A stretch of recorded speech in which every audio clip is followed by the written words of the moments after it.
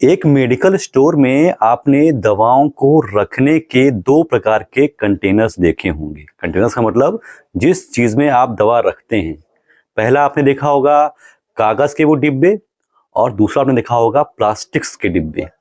तो अगर आप एक नया मेडिकल स्टोर खोलने वाले हैं या फिर आप ऑलरेडी मेडिकल स्टोर चला रहे हैं, आपके जहन में सवाल उठ सकता है कि आखिर मैं कौन से कंटेनर्स का यूज करूं। वो जो कागज के डिब्बे होते हैं वो ज्यादा अच्छे होते हैं या फिर ये जो प्लास्टिक्स वाले होते हैं ये ज्यादा अच्छे होते हैं, किसका इस्तेमाल करना चाहिए। तो आज की इस वीडियो में मैं आपको यही बताऊंगा कि कौन सा डिब्बा ज्यादा बेहतर होता है एक मेडिकल स्टोर वाले के लिए।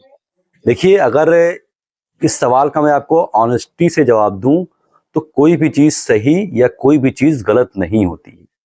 समय होता है, परिस्थितियां होती हैं जो चीज को सही करती है और उसी चीज को गलत कर सकती है। अब आप अपने दुकान पर ये जो डिब्बे हैं कागज वाले उसको रखें या फिर प्लास्टिक के डिब्बे रखें, ये डिपेंड करती है सिचुएशन पर और आपके दुकान की स्थिति पर। देखिए, अगर आप एक नए मेडिकल स्टोर के संचालक हैं तो बहुत हद तक पॉसिबिलिटी होती है कि आप बहुत ज़्यादा दवाइयाँ ना मंगाएं। मतलब हो सकता है शुरुआत में आप 50,000, 80,000, 90,000, 1 लाख तक की दवाइयाँ मंगाएं और आपका मेडिकल स्टोर का साइज बड़ा हो।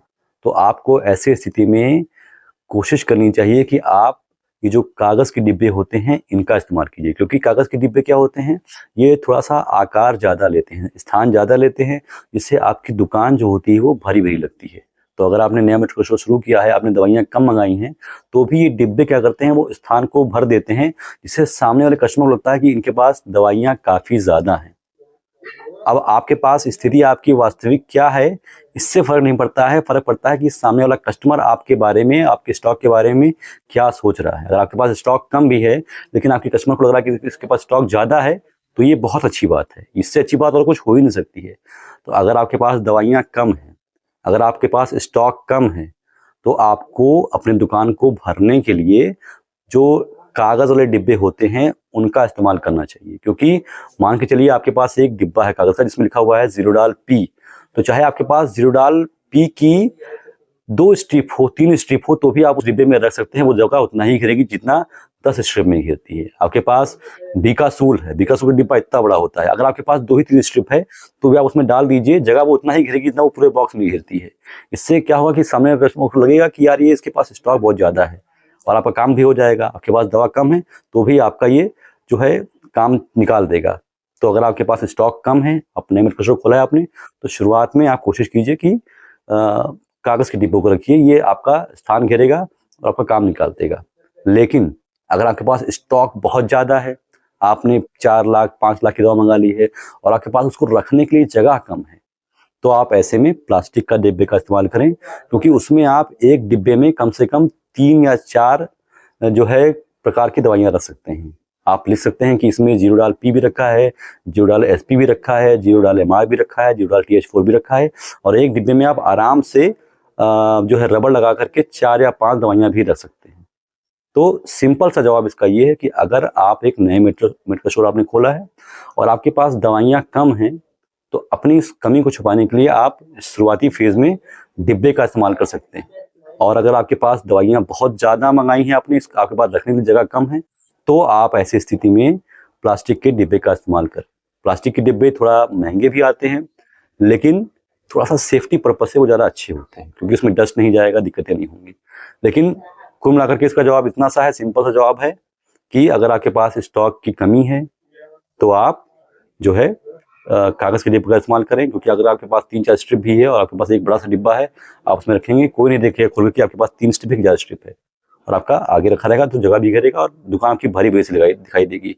लेकिन अगर आपके पास रखने के लिए जगह नहीं है, आपके पास दवाइयाँ बहुत ज़्यादा हैं, तो आप इस्तेमाल करें अपने प्लास्टिक के डिब्बों का।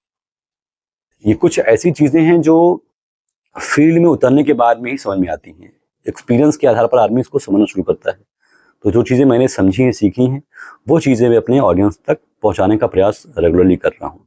और अगर आप एक नया मेडिकल स्टोर खोलने वाले हैं, आने वाले कुछ समय में आप एक मेडिकल स्टोर खोलना चाहते हैं और आपको जानकारी नहीं है, तो मैंने आपके लिए एक मेडिकल स्टोर कोर्स लॉन्च किया है, जिसमें मैं बेसिक 7 जानकारियाँ देता हूँ, जो एक ऐसे व्यक्ति को चाहिए जो मेडिकल स्टोर खोलने ही वाला है। जैसे ड्रग लाइसेंस कैसे बनता है, रैक काउंटर कैसे बनता है, कितना खर्चा आता है, आप पहली बार दवा मेडिकल स्टोर खोलने वाले हैं, दवाइयाँ कौन कौन सी रखें, कौन कौन सा रजिस्टर मेंटेन किया जाता है, डॉक्टर का प्रिस्क्रिप्शन कैसे पढ़ते हैं, ये कुछ ऐसी चीज़ें हैं जो जानने की आवश्यकता होती है ऐसे व्यक्ति को जो एक मेडिकल स्टोर खोलने वाला है। तो मैंने एक प्लेटफॉर्म पर डायरेक्ट पॉइंट पर सरल भाषा में सारी चीज़ें आपके लिए यहाँ पर उपस्थित करा दी हैं।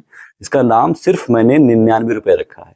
ये सारी जानकारियाँ आप चाहे गूगल पर खोजोगे, चाहे यूट्यूब पर खोजोगे, चाहे किसी से पूछोगे, कोई आपको एक्यूरेट जानकारी देगा नहीं, ये मैं लिख कर दे सकता हूँ।